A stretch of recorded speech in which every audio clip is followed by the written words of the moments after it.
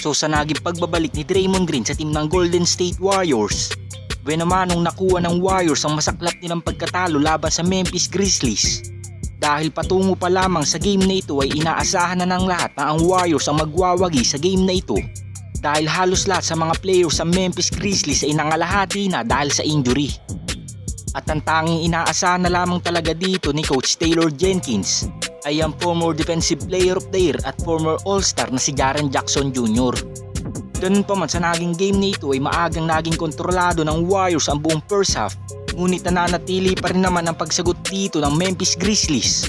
At dahil nga yan kay Jaren Jackson Jr., ngunit nagtapos pa rin naman ang unang dalawang quarter sa score na 56-54. Ang ating two-time MVP na si Stephen Curry ay mayroon ng 16 points at 10 points, 1 rebound at 3 assists naman sa former All-Star na si Jackson Jr. Sa dalawang quarter na ito ay halos naging maalat ng shooting ng Golden State Warriors, at sinamahan pa nga yan na napakarami nilang turnovers, kaya naman agad na nakadikit ang home team. Sa third and fourth quarter dito na unti-unting nakakabuelo ang Memphis Grizzlies, at sa pangunguna nga yan ng kanilang rookie na si Vince Williams Jr.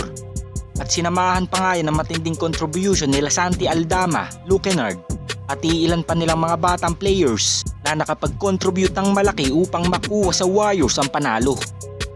So sa nakakahiyang pagkatalo ng Golden State Warriors sa game na ito, asahan na natin na magiging desperado na ang kanilang front office na makipag-trade, dahil nakita naman natin na sa game na ito ay kompleto ang big three ng Warriors. At ang tanging pinakang wala lamang sa lineup ng Dubs ay si GP2 at CP3.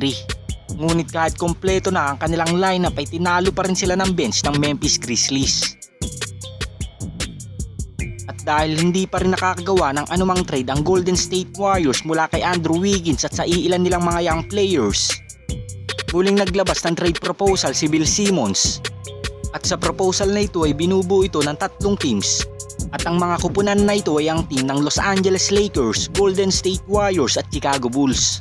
So sa 3-team trade na ito ay matatanggap ng Los Angeles Lakers si Draymond Green. At para naman sa Chicago Bulls ay matatanggap nila si Rui Hachimura at 2029 first round pick. At para naman sa Warriors ay marireceive nila si Nikola Vucevic.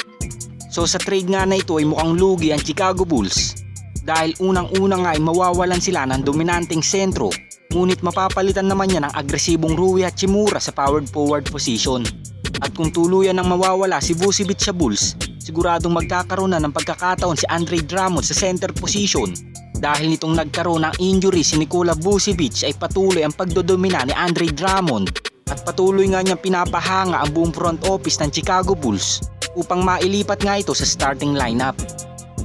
Kayo mga Lods, ito na kaya ang pagkakataon upang sunggaban ng Golden State Warriors ang Chicago Bulls para makuha si Nikola Vucevic? Comment down below lang mga Lods. At ito lang ang ating NBA updates ngayon mga Lods. At kung hindi ka pa nakakapag-subscribe sa aking channel, subscribe mo na yan para updated ka sa ating NBA season ngayon. Salamat po.